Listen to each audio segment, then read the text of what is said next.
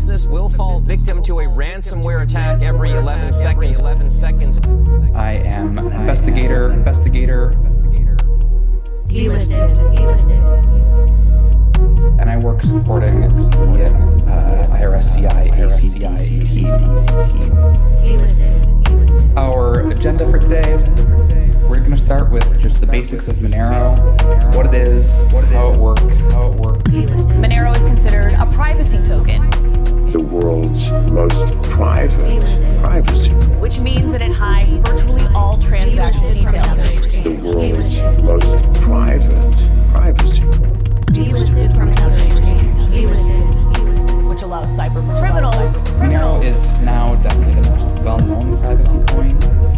The world's most private privacy. Delisted from another exchange. Regulated exchanges and is not listed due to regulatory concerns. Delisted from another exchange. Are you shitting me? Are you shitting me? I'm losing already. Hello, mate. A month has gone past. I can't believe it's episode 4 already. Man, every time you shoot me a message to ask me to set up a date to record again, I don't understand where 3 or 4 weeks has gone. It doesn't make sense to me. It is proper crazy, isn't it? Every time I do it, I think because it's like coming up to the end of the month, I'm like, it can't be.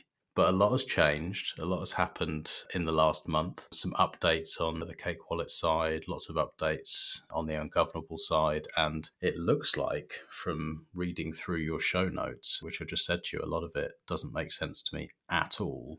There is a lot going on in the Monero world. So let's get into it. Let's jump right in.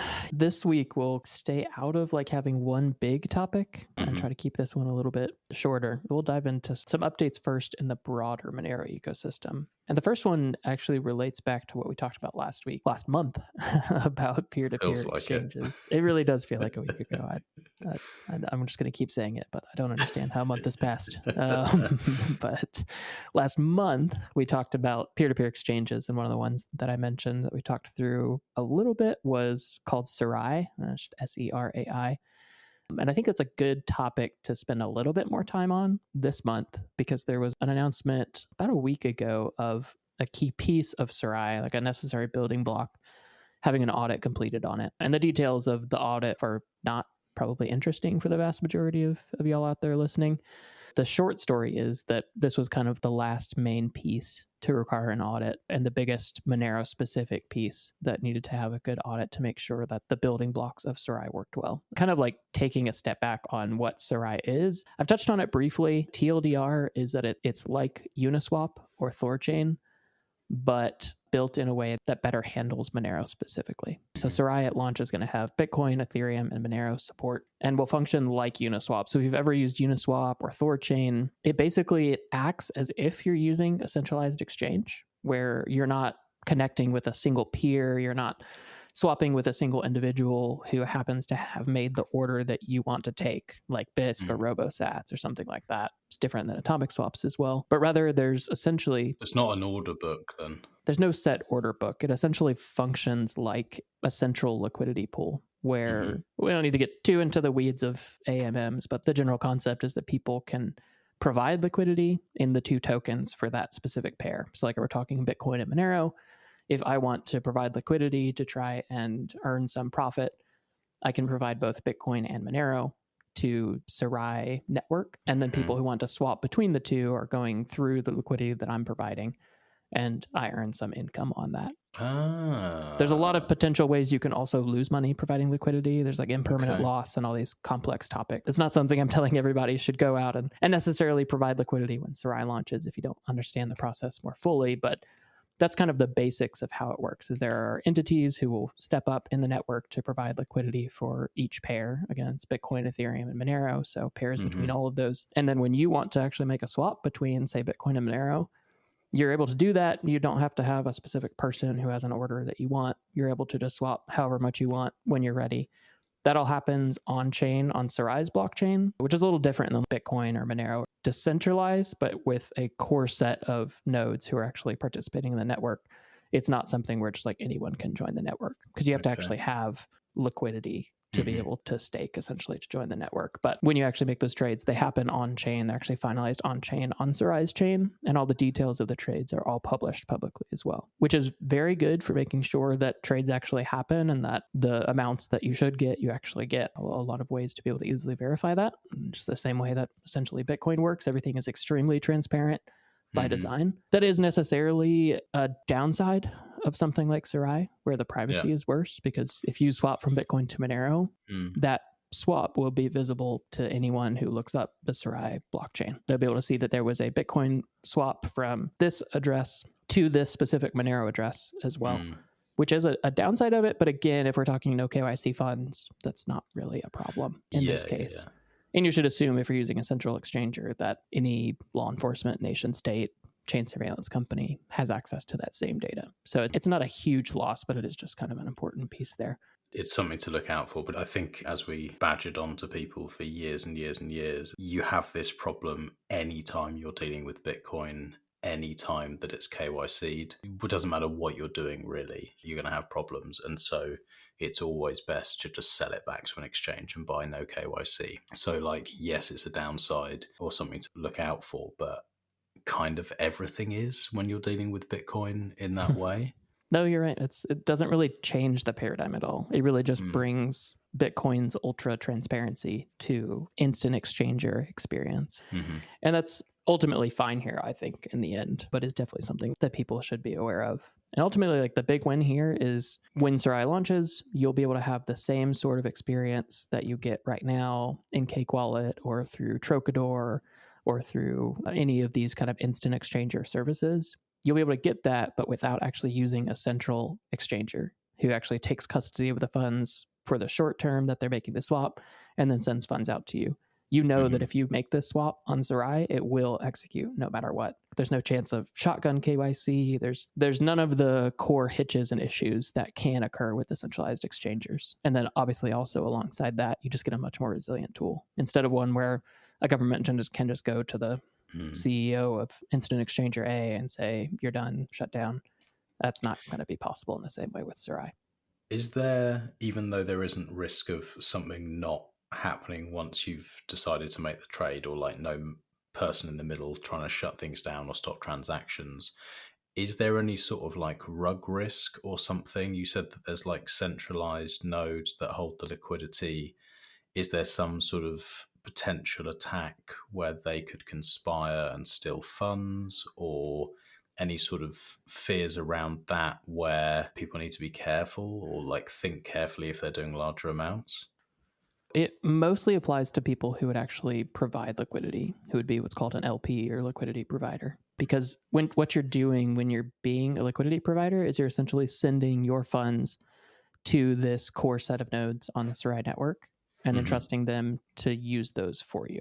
The way that it actually works, though, is that it's very large threshold multisig wallet shared between all of the nodes, the economic nodes within the Serai network.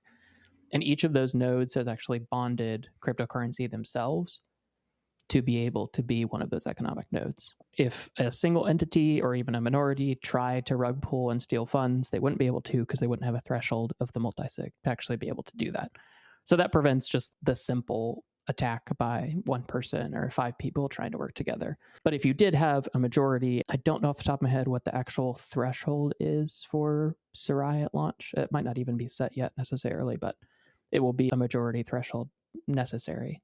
If that number of economic nodes do conspire to steal funds, they could steal funds. It's the same basic model as any kind of good centralized exchange, where if enough employees who have multi-sig keys decide to rug you, it can happen, but this is going to be a far larger threshold. We're talking like 60 out of 100 or something like that, like a very, very large threshold where each of these nodes have an economic incentive not to try to rug you, because if they try and they fail, the bond that they've put forward to become an economic node is slashed and they lose all of their money, and the user doesn't lose any money. Is it kind of like fidelity bonds with, what's the coin join implementation? Join market. Is it kind of that kind of idea where there's some protection against, what do you call it? Sybil resistance? Sybil resistance. Sybil attacks, yeah. It's similar in concept. The idea in join market is a little different because I think the core property in join market that Fidelity bonds are trying to achieve is to make sure that one entity can't get the ability to view through coin joins because they're the majority of people that users are mixing with. Yeah. So there it's focused about privacy and not loss of funds because the makers in join market can't actually steal funds. They don't have any ability to do that. Mm-hmm. Whereas here, obviously, it's not privacy related, but it's the same idea. It's that we want to make sure that, let's say there's 100 economic nodes and 66 have to conspire to steal funds. We want to make sure that 70 out of 100 nodes aren't the same entity who just spun up these economic nodes. Yeah, which is why you won't be able to just spin up a Serai node and be a part of the network. Yeah, exactly. That's what I was sort of getting at. You could, if you bonded funds, to be able to prove that you have the money at stake, which allows a lot of the economic game theory of Serai to actually function. Interesting. Okay. That's key to make sure that that doesn't happen. Again, that's only really for liquidity providers. There's very little risk for the average user actually making a swap. I mean, technically, it is possible for there to be a problem there. Like if that rug happened while your swap was, I don't even know if that's possible because the way that execution works, it happens immediately. So I don't know. I'd have to look into that a little bit to see if there's even any chance of losing funds. I'll tell you what, I'll give it a go because if anyone's capable of fucking something up, it is me. So I'll give it a go. If I lose funds, then it's possible. There we go. If I don't lose funds, it's impossible because it would definitely happen if it was. Max will be the guinea pig. That's how I feel like I am with Lightning for years. Every time I try to do anything in Lightning, it will fail in catastrophic ways. And everyone, I'll talk to Q, I'll talk to all these people, and they'll be like, dude, it just like, this just works. I never have problems with this. I'm like, that's great. That's great. But I seem to have like the QA tester's curse when it comes to Lightning. But you have a greater gift where you have the QA tester's curse with everything. Across everything. Yeah. Well, for the Lightning stuff, you can join a little group with me and Barn and Jordan because anytime we do anything on Lightning, there's a fucking problem. And almost every day it's like, oh, fucking Lightning. There are reasons that I don't run a node at home anymore for Lightning. I did for many years, public and at home. And it's just everything that could possibly happen happened to me, even if it should have been totally stable. I keep it easy. That makes me feel better. If you have the problems, it makes me feel better. You're not alone. On that note, I think that pretty much wraps up the concept of Serai. It's a really, really exciting tool because what it means is that we'll have much more resilient, much more decentralized ability to swap between Bitcoin, Monero, and Ethereum, which really continues to open up this world where people can just use the tools that work best for them. I am really excited for that. There's no ETA on when it will actually release, but I wanted to cover it because what just happened this last week was that the Monero multisig portion that's necessary for this to work well was audited and shown to be secure. That's what I was going to ask you. I think I sent you a voice note about it. Is multisig something that's already used by many people in the Monero community as single users, or is this more something that would just be used for exchange or that kind of thing? Do you know what I'm getting at? Are there people who are going to be using multisig, signing devices with Monero and doing things that way? Because I only ever experience people just using it on their phone with no hardware generally, and generally not even passphrases. There's kind of a long backstory here. Essentially, Monero's multisig was totally broken for a very long time. And so the same kind of like multisig concept that evolved within the Bitcoin self-custody space never really happened in the Monero space because multisig was so broken with Monero for so many years. In my understanding, it was fixed and is usable now as is, but there's, again, just kind of because it wasn't usable for so long, no one really built around it. So there's not good tooling around it. But the actual like building blocks within the wallet APIs and everything are there. There was a corporate collaborative custody tool. It was called Rhino, similar to like Casa or Unchained, that sort of idea, but they were catering specifically to businesses. They did that with Monero multisig. It's absolutely possible to have the same kind of multisigs within Monero as in Bitcoin, but the tooling is just not good for it right now. I did talk to Luke, the main author of Serai and the guy writing all of these protocols, about FROSTLASS, the specific tooling for Serai. And basically it's pieces built around the multisig that are just totally unnecessary for the average person. It's necessary in Serai because you need the ability to detect which signer of the group of signers is malicious or not cooperating properly. Like it's a lot of stuff that has to do with the decentralized nature of how signing within Serai works. that wouldn't really apply to you with your 3 hardware wallets or something like that. But it is definitely possible. It's something that I want to explore at Cake, something that's kind of on the to-do list. I don't even know if it'll be like a 2025 thing, but I think especially something like a 2 of 3 with Ledger, Trezor, and Cupcake would be really interesting to build out and let people start to be able to actually access multisig for the average person. But you're right that most people right now in Monero are either using a hot wallet or they're using Ledger or Trezor to actually custody the funds. But pretty much no one's using multisig at this point in Monero.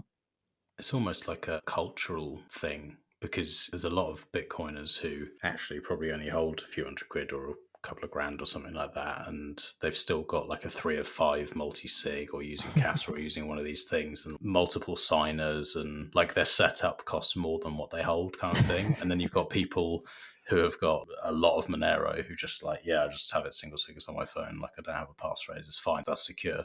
I guess it is. It's just what you get used to and what everyone else does. You go a bit over the top sometimes. I think, like you said, a lot of it comes down to culture, where there isn't this culture of ultra long-term hodler as much in the Monero space. We're very much more centered around using Monero frequently. Obviously, not everyone. There are a lot of people who do save in Monero, but it's just a very different culture because we didn't evolve the same kind of digital gold, hodl forever kind of thing that would lead people to think that they need like a 5 of 7 CD-based multi-sig Lenovo, like...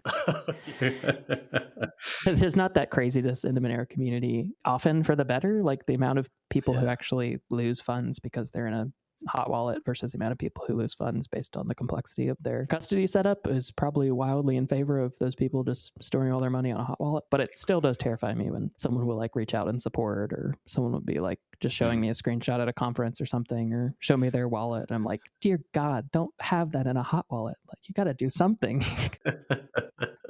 It's scary. Yeah. The culture that I've seen with the Monero community, it really strongly reminds me of the Samurai community. It was nobody really using hardware, everyone just using the hot wallets. They were using and spending, and very much against the hodler mentality. That's the closest thing to the Monero community that I've seen. So like you say, I think it's cultural. I definitely see that there were a lot of similarities there. And when you talk about that, like how many Samurai users lost money to theft from their wallet? I don't know of any. I mean, I wasn't 0. saying there weren't any, but I don't know of any, because it's just like the chances of you being individually targeted, especially on your phone. I think that's the other area where people often forget that mobile security is wildly better than desktop security in the vast majority of instances. So like keeping your money in a hot wallet on your phone, yes, I do not recommend it for like life-changing amounts, obviously, but the security of your mobile device is so much better than your desktop that the chances of some sort of malware or something stealing funds from Android or iOS wallet on a phone that's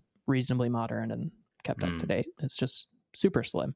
Still good to use a hardware wallet or cold storage of some sort. Obviously, it's another area where mobile privacy is really, really helpful.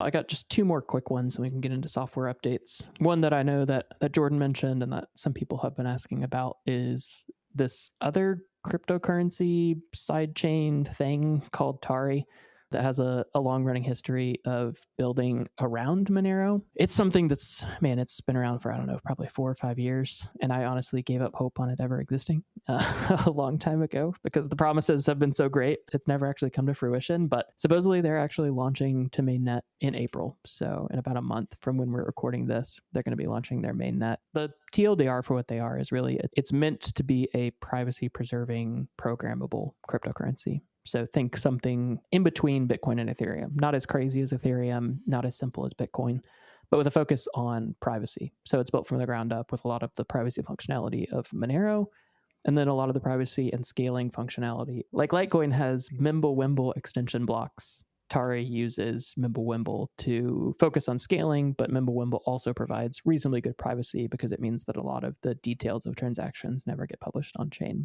So the real focus is NFTs, simple smart contracts, escrow, building some simpler tooling. Again, don't think like fully Ethereum level. You can do literally anything, but also a lot more than you can do on Bitcoin today, but with really strong default privacy. So it's a really fascinating idea and something that I think the space has wanted for a long time. And most of the people who have theoretically tried to provide this have essentially scammed or built in a bad way. So I'm really excited for it. The actual only relationship that Tari has with Monero that I think has been very confusing over the years is that it's not a sidechain. It's not a layer 2. It's its own separate blockchain with its own currency, but it is merge mined with Monero.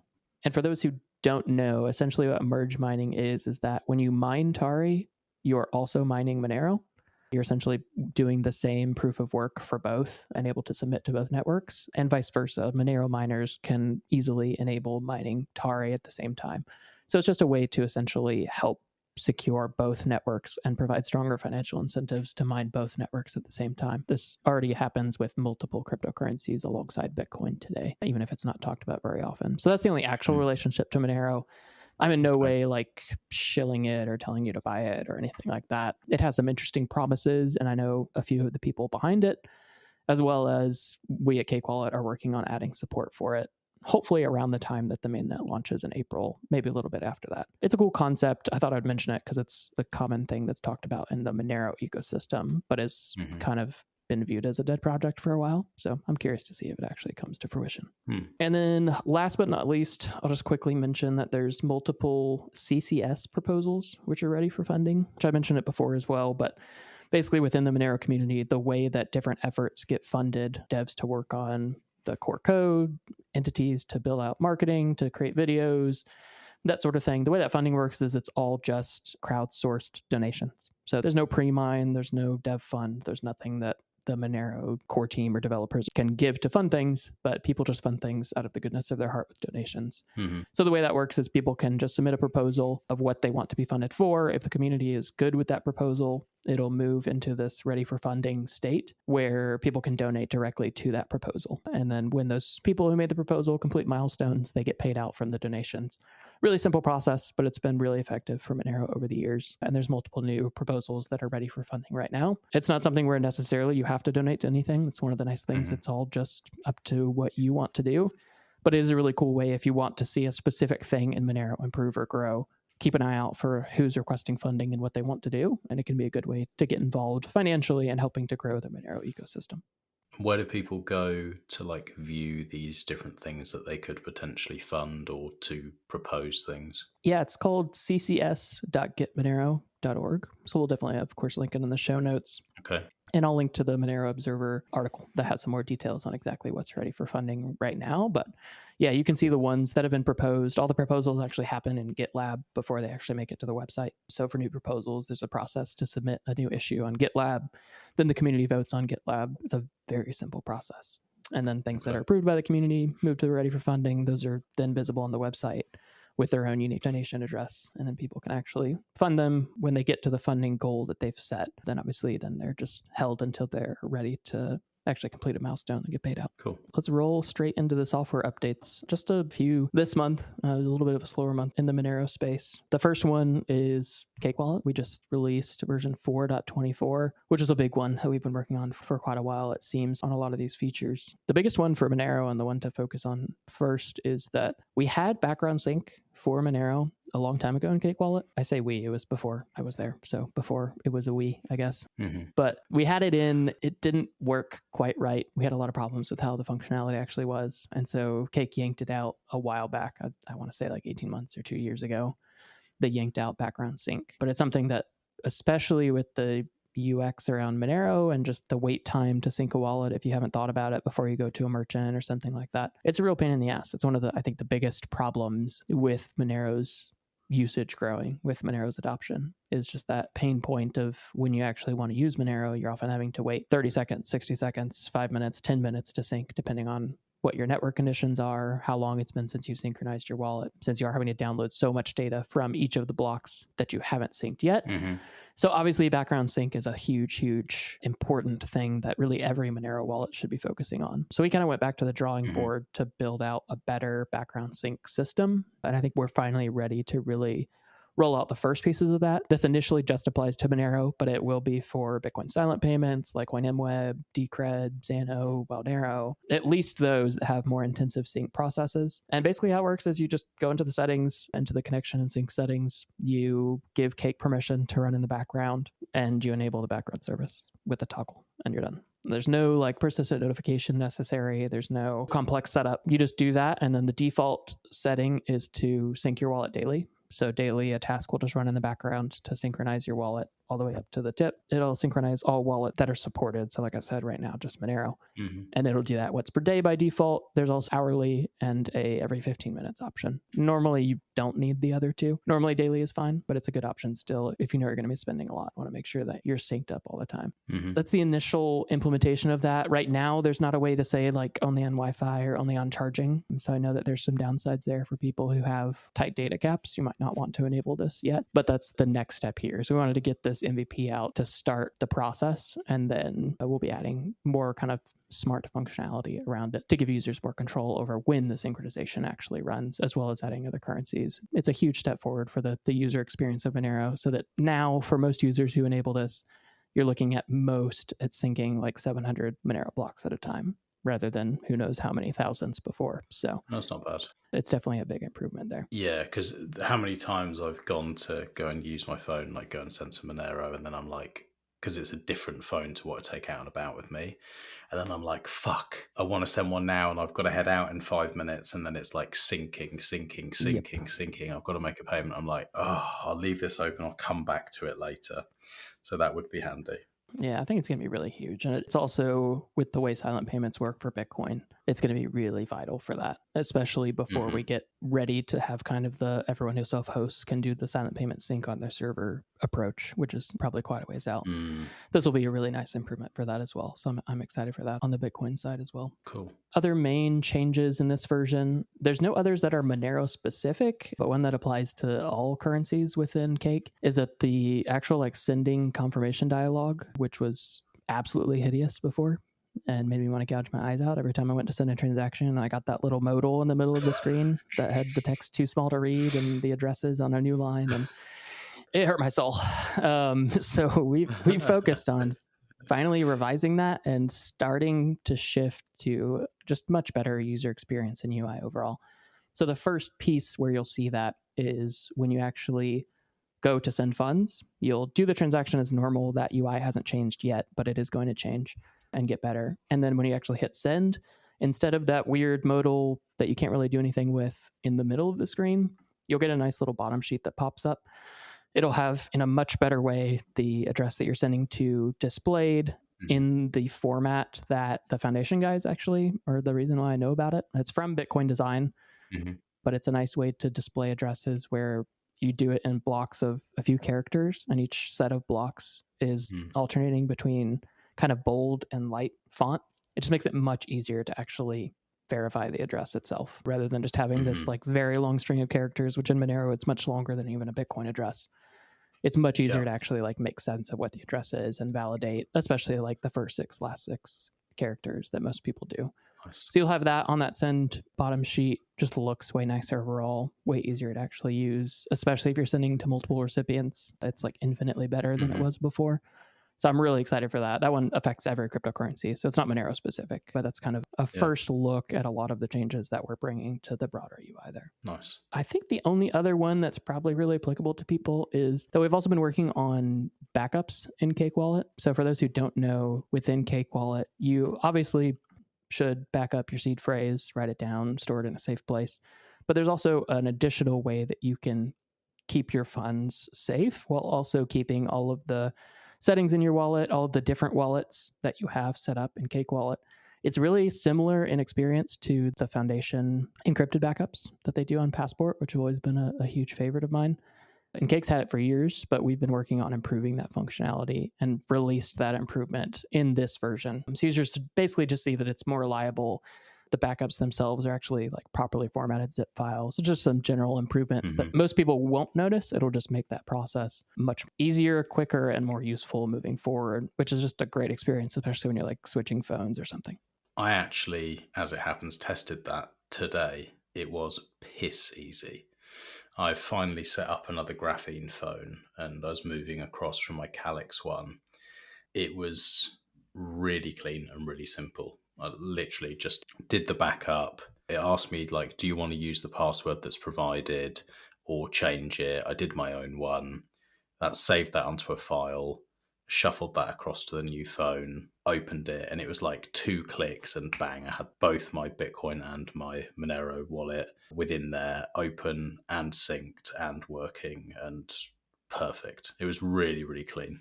It's pretty incredible. It's kind of understated how nice that makes it versus the experience of having to like go and individually restore every wallet from seed phrase. It's a massive change. Like it was a massive change even with just like Passport, and we're talking like one wallet.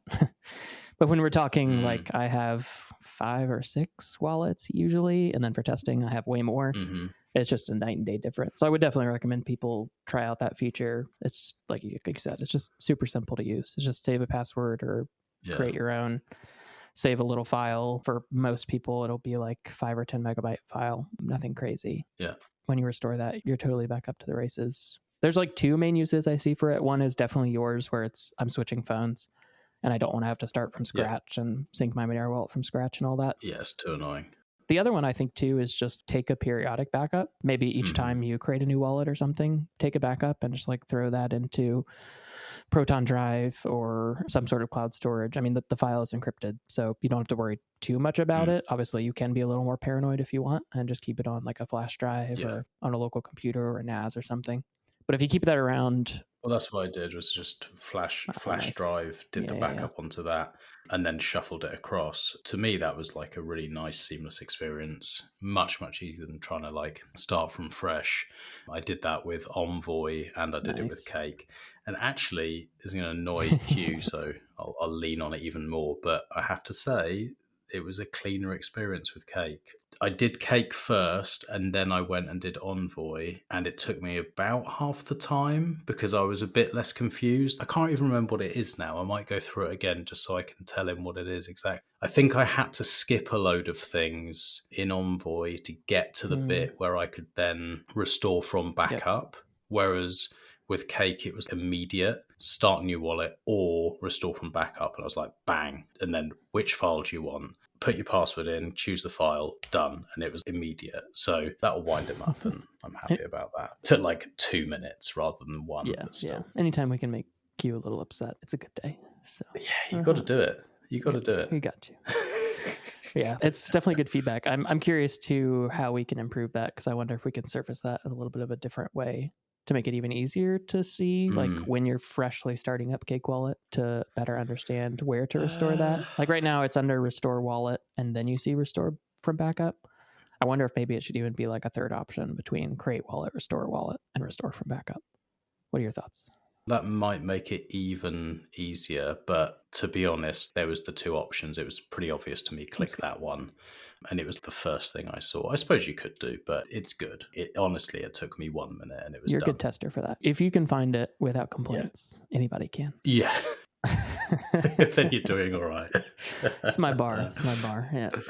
That's good. Awesome. Yeah, I'm glad to hear that worked smoothly there. That's the main one for this release of Cake Wallet. There's obviously more. We'll link to the blog post in the show notes, but those are the main highlights there. The other really big release in the Monero ecosystem over this last month was of something called Cup Rate. It's a little bit of a weird name, just like everything else in the cryptocurrency ecosystem. Basically, what Cup Rate is it's a new alternate node implementation for Monero, but it's written in Rust from scratch. So it's not just a code fork of the current Monero node implementation. It's re-implementing everything from scratch in Rust with the goal of having feature parity with the broader Monero node setup. So right now you're running what's called Monero D, which is the main daemon that's created by the core Monero project for you to actually run a node. You could think of that the same way as Bitcoin Core right now, which technically is called Bitcoin D when you're running the process itself. Monero D is the same, where it's the base project. It's what pretty much everyone uses. But just like in Bitcoin, where there are actually multiple implementations, even if most people don't run them, in Bitcoin there's BTCD, which is a node implementation written in Go. And then there is Knots, right? Yeah. Knots, which is it's just a code fork of Bitcoin Core with his strange additions added in. So it's not that interesting, but there are alternate implementations. There's more than that as well for Bitcoin, even if most of them are not used very broadly. For Monero, there's only ever been Monero D. There's never been an alternate implementation.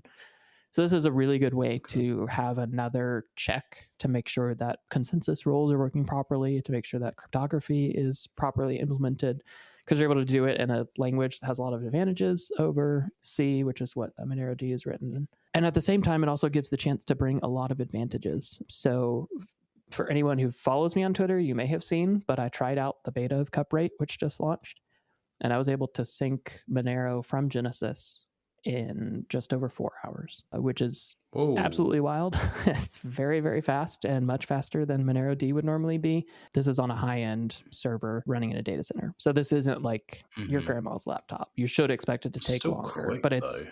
drastically faster than syncing Monero D on the same machine. I need to retest just so we have a direct apples to apples comparison, but it was very, very fast. And that's the same kind of thing that I'm seeing from other people who are synchronizing with cup rate. So as this continues to grow, this may be a much better solution for a lot of people self-hosting. Ideally, we would have a lot of people running both cup rate and Monero D or Monero Core or whatever you want to call it, so that we can make sure that there aren't any broader issues that are missed. And just so if there's maybe a bug in Monero Core or a bug in cup rate, we have nodes on the network that can properly handle it and keep the network going in the meantime. It's a really cool project. They're also going to have cool things like native Tor support via Audit, which is the latest Tor client, which is also written in Rust. Just some really cool stuff coming down the line. It's a project that I can't remember if it's one of the ones that's open for funding right now. It might be. I know at least one funding request is actually for that Tor integration into cup rate. So this is one of those ways where, like, if you love the idea of cup rate and you want to see native Tor support, you can actually go help to fund that implementation right now by donating some Monero. So it's a cool little way to get involved. Nice. Last on the updates for this month is just an update to the P2 pool software. So if you're mining using P2 pool, you'll want to go update. If you're using like my guide, you'll automatically be updated, so you don't have to do anything fancy. If you're using GooPacks or one of the ones that we mentioned in earlier episodes, it should tell you that there's an update available and download and handle the update for you. But nothing major, just some updates. Good to update this kind of thing when they come out, but cool to see another core piece of Monero software continuing to improve. But that's all I've got for this month. Very nice. Just before we move on to the XMR chats, I was just thinking, as you said, 4 hours to, I know you're using a server and all that, but on my pretty powerful laptop, pretty decent spec, when I was trying to sync the Monero chain from the start, I think it was like, maybe it was a week or something like that. That was on start 9. It was definitely longer than it took for syncing Bitcoin. Do you know if that was on an SSD or a regular hard drive? It was on a PCLE, the fastest 2 terabyte, whatever it is. I've got one here. It was a Samsung 990 Pro, like the top spec thing. The whole laptop is like pretty decent spec, and it took about a week. That's wild. I'll have to figure out how to get you to run a benchmark of cup rate and see how long it takes you, because I'd be really curious.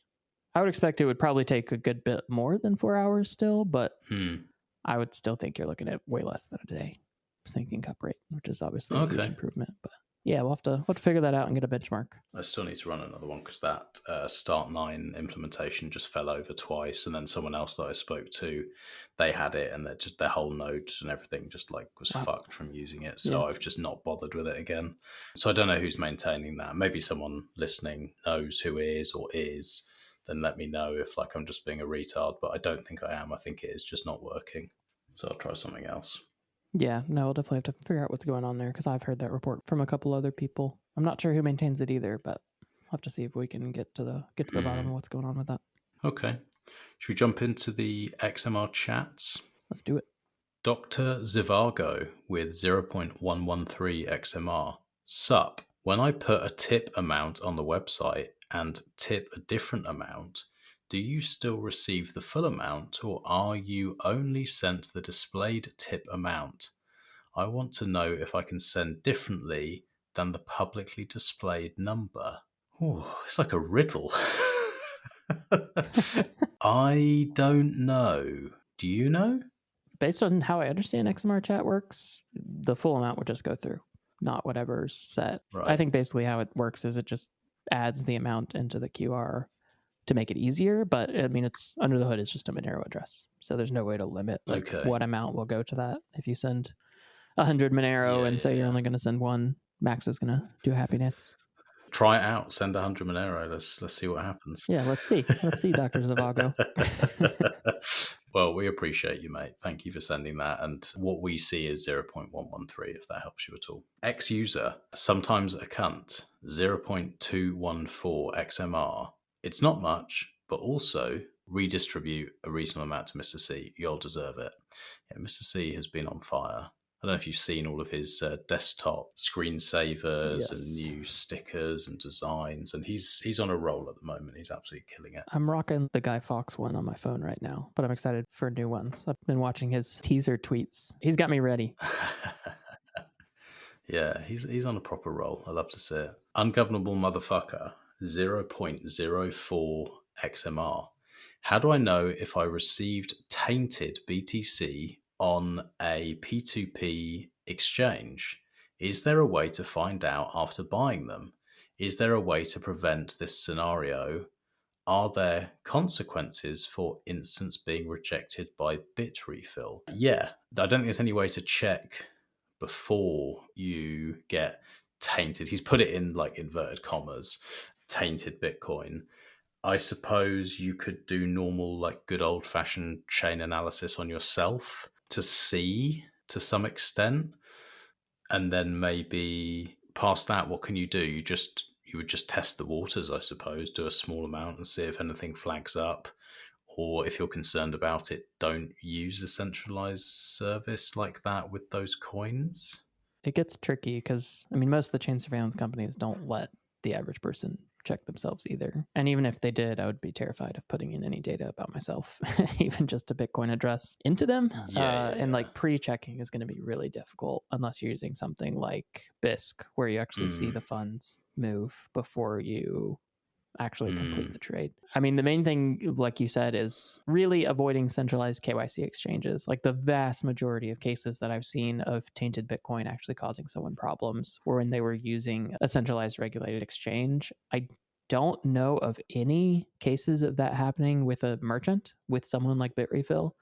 I've never actually seen that happen. That's, again, not to say that it hasn't happened or won't happen, but it's very uncommon for a merchant who's just in the circular economy to care about the source of funds. It's really exchanges who are the ones who are doing chain surveillance themselves and who are going to get mad at those funds and at best ask for a source of funds, at worst steal them and close your account.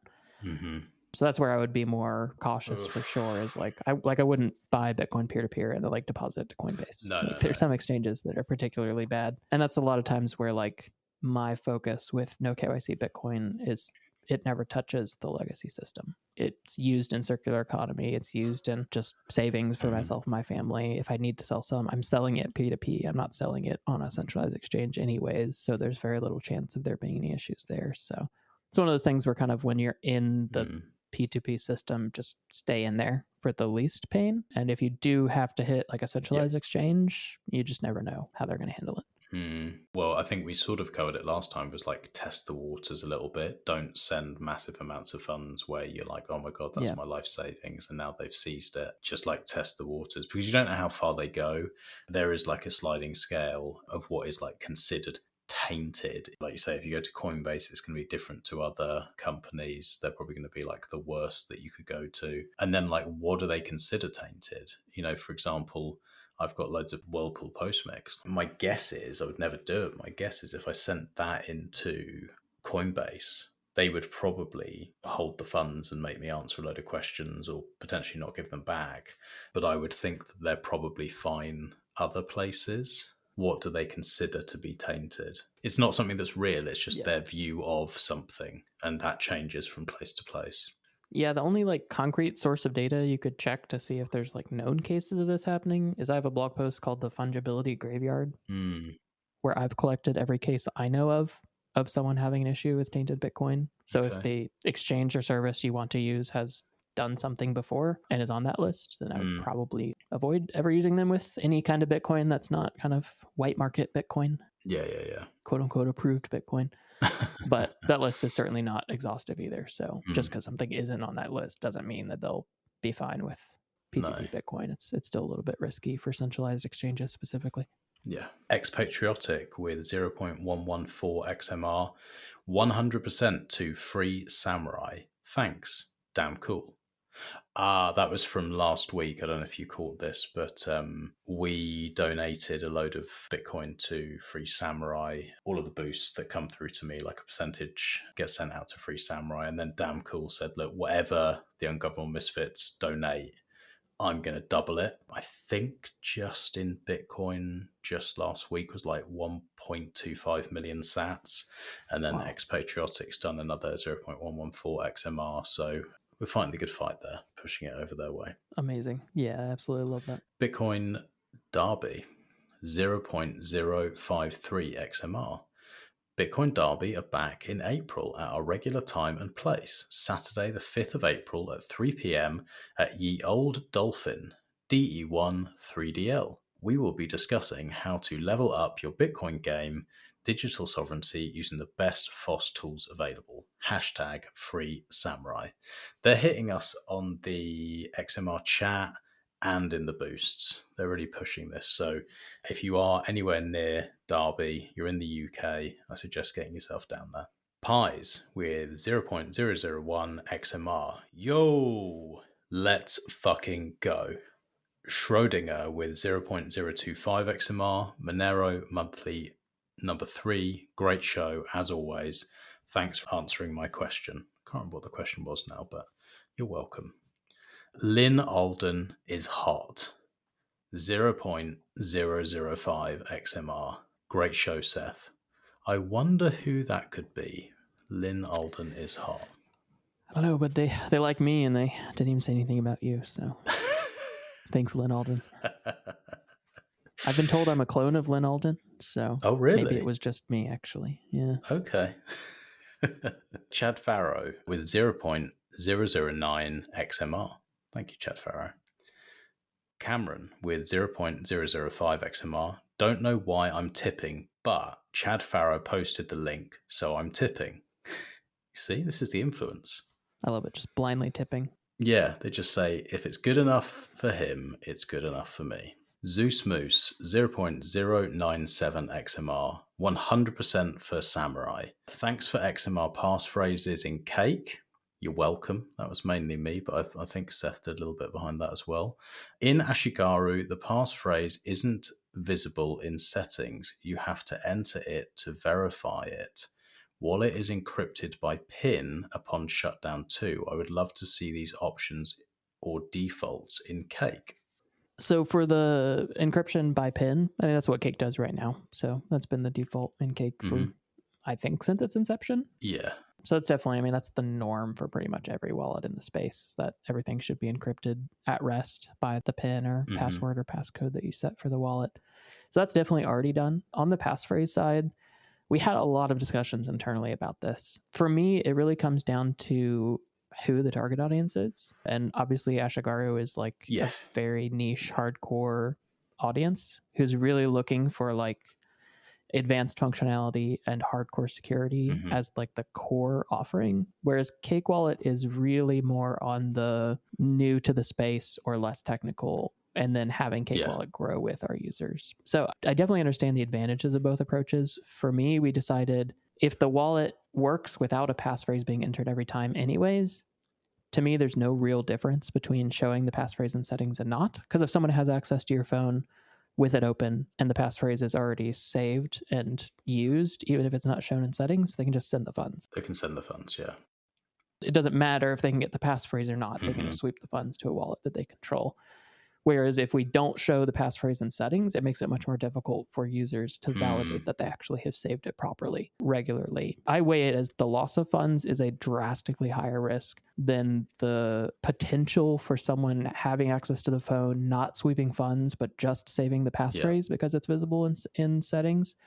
Especially since in order to view the passphrase in the settings in Cake, you have to re-enter the PIN or do biometric auth.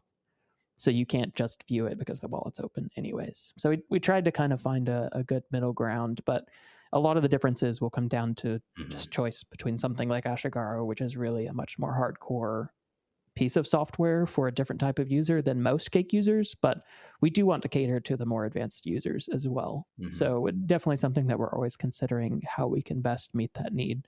And maybe we'll have an option in the future for just maybe not even storing the passphrase at all and forcing you to enter it at startup every time to be able to see the wallet, which I think is probably the actually useful variant of this.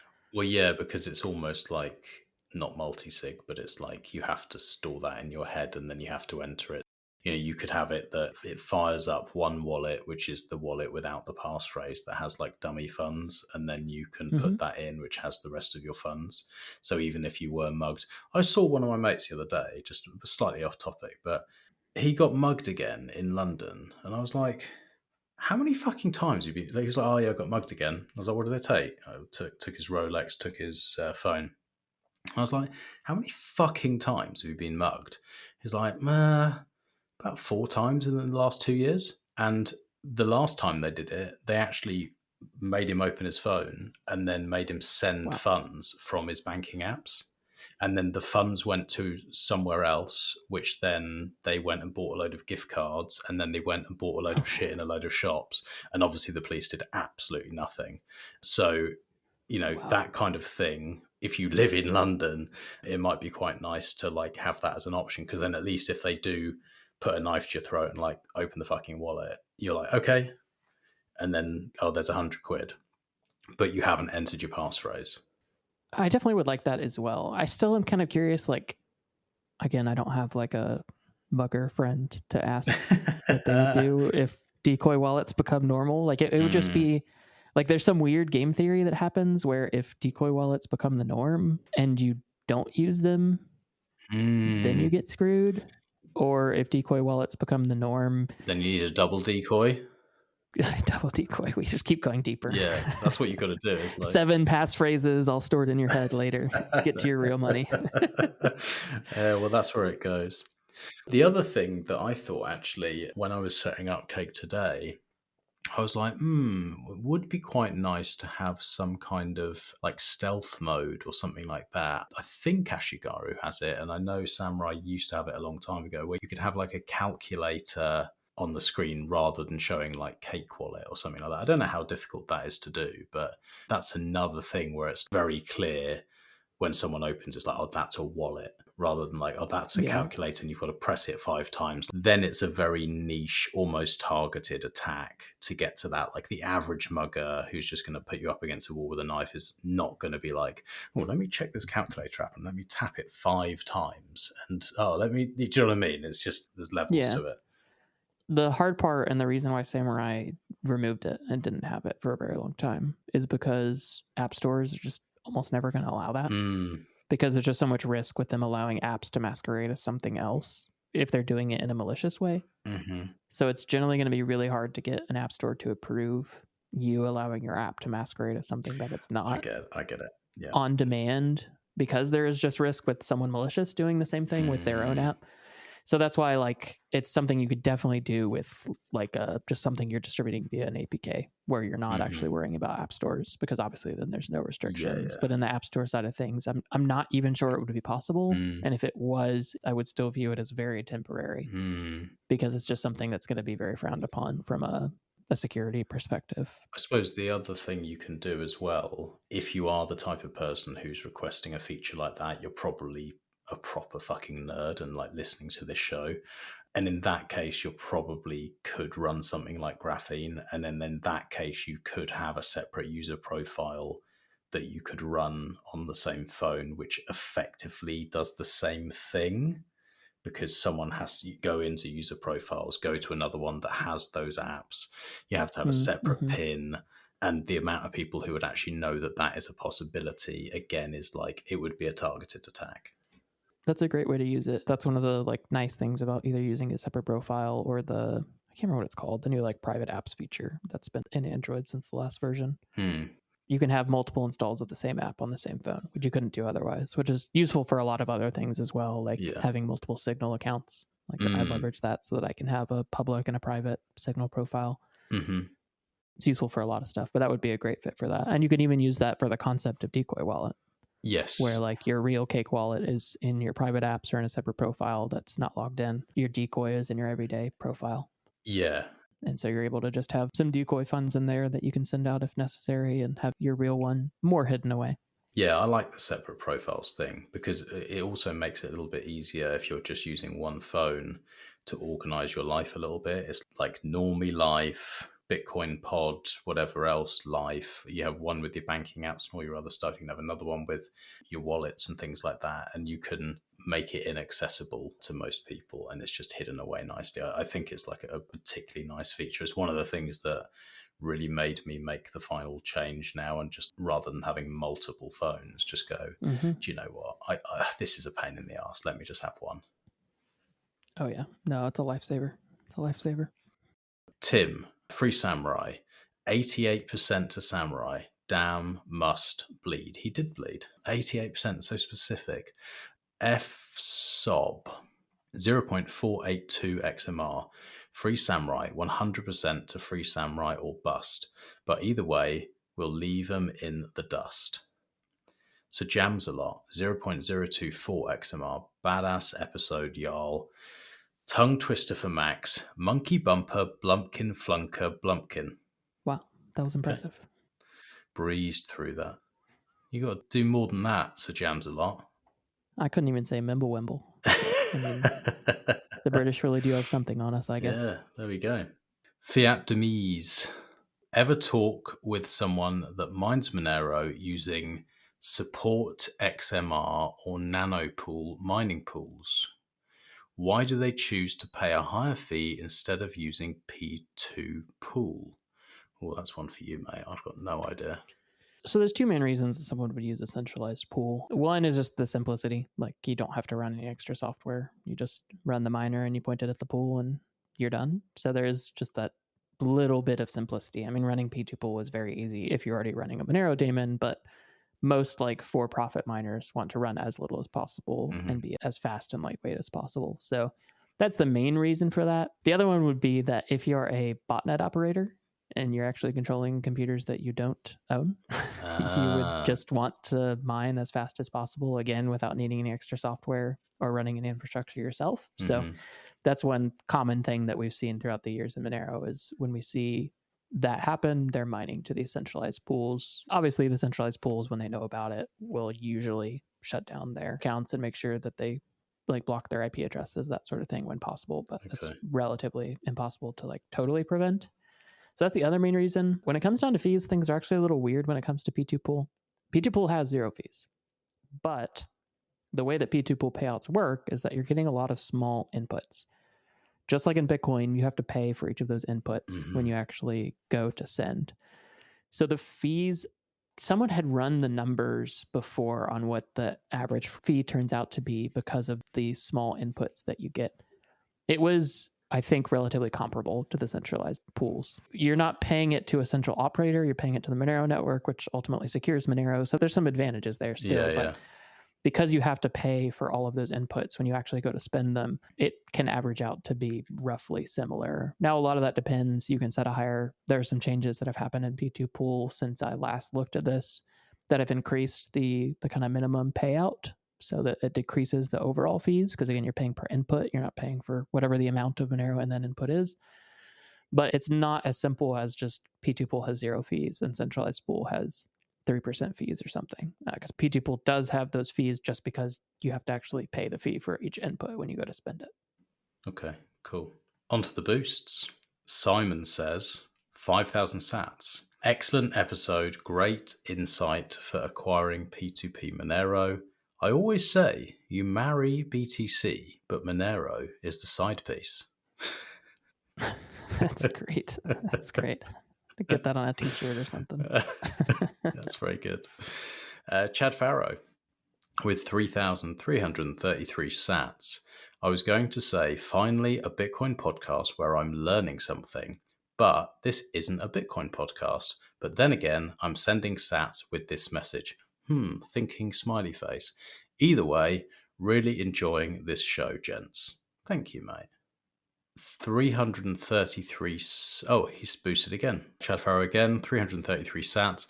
Does Monero have something like Nostr that sucks all the fun out of the room?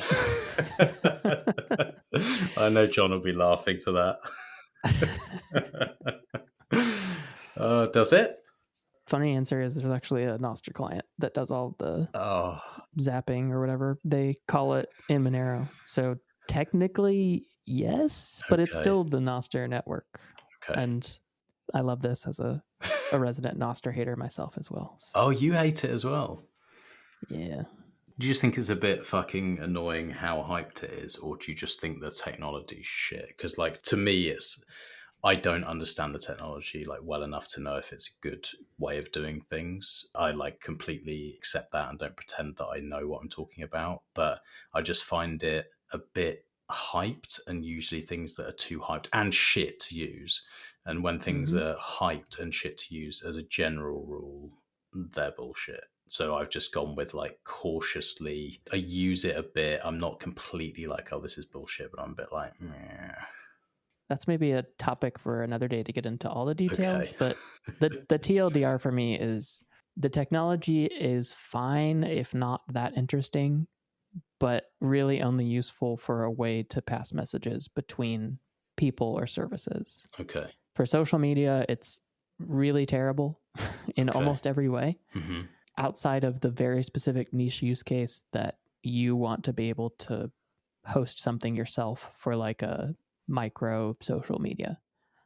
But the actual way that Nostr works is it's a nightmare. There's a reason why the user experience still sucks. Mm-hmm. Like, how many years in are we now to Nostr? 3 or something like that. Something like that. And it's like, even just the other day, Q&A has his new guides on using Nostr, and I wanted to get on Nostr and boost it to make sure that people saw his guides. And I was just like, this is why I forgot why I'm not on Nostr. Like, it hurt. Primal is the only client that's actually useful. Yeah. And I don't say this to hurt the feelings of anyone who's listening who maybe makes another client. I doubt anyone who does is listening, but Yeah. they're just really, really bad. And it's just Bitcoiners doing a lot of the same things that we have done with wallets and everything else in this space, where people get excited about something, and then everyone who can ever code just creates something because they can. And like 99.9% of it is just trash, either in idea or implementation. It really is overhyped. I think a lot of it comes down to that, is like everyone, all the big influencers talk about it all the time. Jack is dumping millions of dollars into Nostr development for some reason. Like, there's just so much there. The key to me is the people who hype it the most are financially invested, not just like emotionally and time invested. They're actually financially invested in this. So every time that I see major hype, I go, how much money have you got on the line? Oh, lots. Okay. That might explain something. There's a little bit of shitting on Nostr. I would like to go into one day like the technical stuff, if you ever fancy it, because I just don't understand it well enough, like to say, oh, it's good or it's not. But yeah, user experience wise, pretty terrible. No, we'll definitely have to do that sometime. I think the only the really big sad thing for me is that so much money is going into funding Nostr development that should be funding privacy or peer-to-peer exchanges or self-custody or so many things that are wildly more important than a not actually decentralized social media platform that we don't need. It's really sad to me how much of the funding in the space is going to Nostr stuff that I think is overwhelmingly pointless. That sounds very doomer, but Q&A and me were talking about this on the last episode, saying like it's crazy that MTC and Superfat Arrow, with what they did with border wallets, got not a single sat. I don't know if you're familiar with the border wallets. Yeah, I am. To me, that was one of the most interesting things I've seen for a long time. I know that they both put a huge amount of effort into making that. And I think it was really important. And it's like they don't get a single sat, and then like some stupid fucking going nowhere Nostr wankfest gets a load of money. It's kind of annoying. Unfortunately, that is the way that funding works generally. Yeah. It's just kind of the way the broken system is the money chases hype, even if the hype is normally not what's actually useful. But it's just especially frustrating that I think people and entities who should know way better are dumping so much money into Nostr when it's not nearly as useful or important. Even if it was what it said it was, it's not nearly as useful or important as a lot of things that desperately need funding. But so there's your answer. Thank you, Chad Farrow. Winthrop with 2,121 sats, fucking stoked for the Passport Prime. Do I understand correctly that using Cake on the device to generate a Monero wallet means a properly air-gapped XMR seed and signing device? Also, looking forward to offline storage of my 2FA codes and password manager, assuming one backs up the codes. Does this obsolete the need for tools like Bitwarden and 2FAS? Next cup of tea is on me. I don't think you've released fully how it's going to work with Cake on the Prime, have you? I think been pretty clear on what it will be. I mean, it's going to be what you would expect from a Bitcoin hardware wallet, but for Monero. The seed will stay on the hardware wallet, wouldn't leave that. You'll sign either via Bluetooth or QR. Okay. The goal is that it will be exactly the same base functionality as using a Bitcoin hardware wallet, just with Monero support. And the long-term goal is that the Cake app for Prime will let you do that with any cryptocurrency that Cake wallet supports. Okay. So obviously the foundation guys are going to kick ass, make the best Bitcoin integration possible. So we're not going to worry about the Bitcoin side. But for everything else, our goal is to build that out within the Cake app and let users obviously generate those seeds, sign transactions, verify addresses, sign messages, all the normal stuff that you'd want to do with a hardware wallet with it, and use it as a proper first-class hardware wallet, which Monero has never had. I had one in my hands the other day when I went to Ben Guns, and Q was there, and I was like, yes, this thing is really fucking nice. Like it's I can't wait. Honestly, like, I'm really funny about products and how they feel and look, and like much more than probably the average Bitcoiner.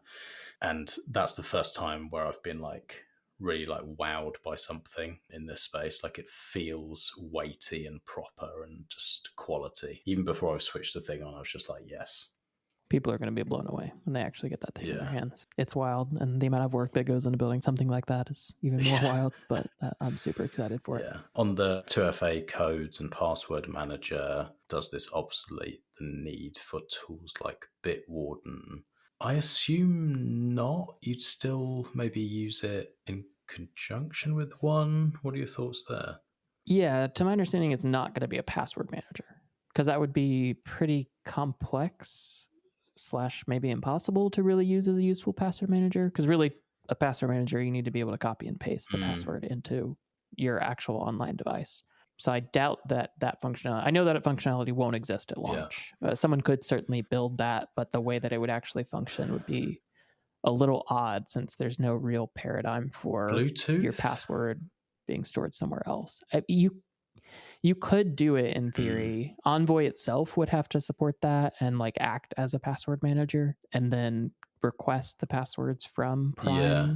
It gets a little weird. I think it's much less interesting from that perspective than something like just 2FA tokens is. That's where it's really useful, because when we're talking like TOTP or FIDO keys, you want that to be on its own standalone device, and you don't need to copy and paste them out. We're talking 6 digits. You could just type that in, or we're talking FIDO keys where it's an NFC tap or Bluetooth approval, something like that. So that's where that works really well. Password manager gets a little weird, so I wouldn't assume it will replace that, but definitely it will replace and be a fantastic fit for all of your 2-factor authentication. Yeah, definitely. And also just like information. I always bang on about this, but for me, I look at that device and I'm like, that could be a really useful way to store a will of sorts. Look, if anything ever happens to me, you can access, like, someone's going to give you a PIN code to this, and you can access how to access my Bitcoin or my Monero or my whatever, and it's stored on there. Previously, people were buying these little USB keys with like a PIN pad on it. You could give someone a code and they can access that, but they were closed source, they were expensive. It was just an extra thing to have. I think that for things like that, it could be quite useful as well. Yeah, I definitely agree. I mean, that's one of the cases where like the form factor of Prime is so much more useful for like keeping files, you could even keep notes on it. You could type notes. That form factor is basically like using the original iPhone. Yeah. It can fit a lot of other use cases, and especially the way that it can act as a flash drive that's encrypted and lets you choose exactly what you want to expose. Exactly. There's just a lot of amazing things that we'll be able to figure out and build around it. Yeah, definitely. Well, thank you, Winthrop. Thank you for the cup of tea. I appreciate it. Gene Everett with 1,000 sats. Boost. How can I boost Monero? XMR chat. We'll put the link in the show notes, but you go to the website, you send the Monero from your Cake wallet or whichever wallet you're using, it will come to us. Test it out, mate. Let us know how you get on. Pies with 420 sats. Looking forward to this one. Is this PodConf approved? Does it count towards 40 hours per week? Yes, it counts towards 40 hours per week. I don't know. I would doubt it's PodConf approved. I would find that unlikely. Thanks to Kaz Peeland and Based Potato for streaming 1,694 sats and 1,001 sats. Thank you to everyone. So many XMR chats and boosts. Really, really cool. Appreciate it. Thanks for all the questions. Thanks for all the participation. And I don't think even any insults this time. I normally get a few insults, normally from pies, but not even one insult. So thank you very much. I know you're really making it now. Nobody's screaming obscenities at you in the XMR chats and boosts. Oh, I don't really know what to do with myself. You wait till next month. Now we've said it. Now they're going to pile on. Yeah. Let's do it, guys. If Max doesn't feel awful at the end of reading through all of the boosts and XMR chats, we haven't done our job. Exactly. Do better next time. Well, that was a good one. Yeah, thanks everyone for all the messages. Thanks to everyone who's building on Monero and all the other freedom-focused tools, all the things that we've talked about. It's all appreciated. Absolutely. I think this one should be a nice... I thought it was going to be short and sweet, but we can't help ourselves. No. Shorter. We did shit on Noster for about 20 minutes, so... That's true, yeah. But that needed to happen. It needed, yeah. We both had to cleanse our systems. Exactly. Yeah. All right, mate. Well, I appreciate you too. Thank you for putting the list together and everything that you're doing behind the scenes. I will catch you in a month, which will feel like a week. See y'all in a bit. If you have any questions, please reach out and ask. Probably Seth, but you can try and ask me as well.